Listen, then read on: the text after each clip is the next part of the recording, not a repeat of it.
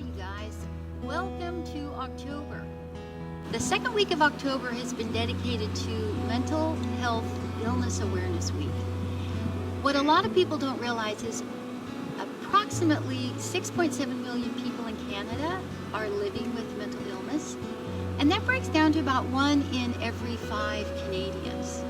And if we want to break that down to our campus, say we have 450 students, it would be approximately 85 to 90 students living with mental illness.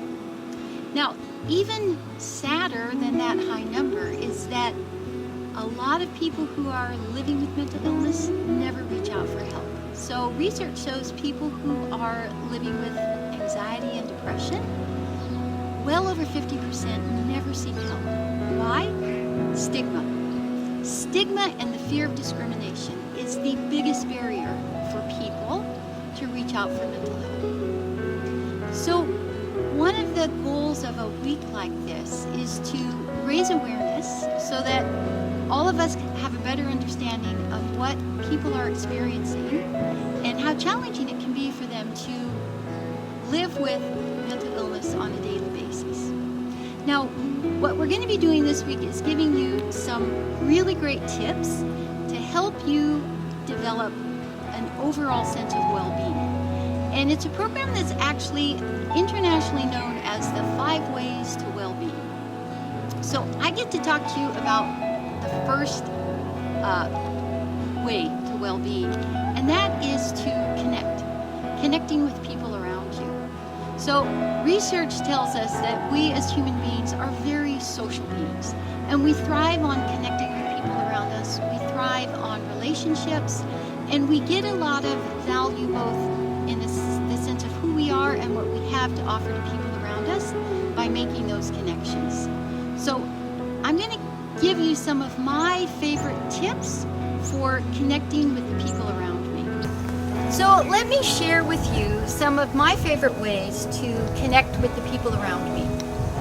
So first, when I'm at work, if I have to be in contact with one of my colleagues, especially if they're in the same building as me, I will go to their desk or go to their office and pass along my message. When at all possible, I will do that over sending an email or a text message. Because usually when you do that and you make that personal connection, it not only leads to getting your message across, but you might learn some new and interesting fact about your colleague. The other thing I like to do, and this used to embarrass my kids, probably still does, is whenever I'm in a line, a checkout line in the store, I will chat up the people around me. And it's amazing how much you can lift someone else's spirit, or even your own, just by engaging in conversation and taking an interest in what they're doing. Another of my downfalls is to always chat up people who are out with their puppies, with their dogs. But again, it's a great way to make a connection. And I've actually made some really good friends and initially met them over conversations about their dogs. If you've ever been on campus, one thing you know about me is that I love to bake. And that's another great way that I can connect with the people around me, is to bake cookies and share them with my neighbors, with my colleagues, with students, when you're on campus, of course. So those are just a couple of the ways that I like to connect with the people around me. And it's the first of the 5 ways to well-being. Now, if you tune in tomorrow, you will learn about the second way to well-being. So thank you, and I hope you have a great day.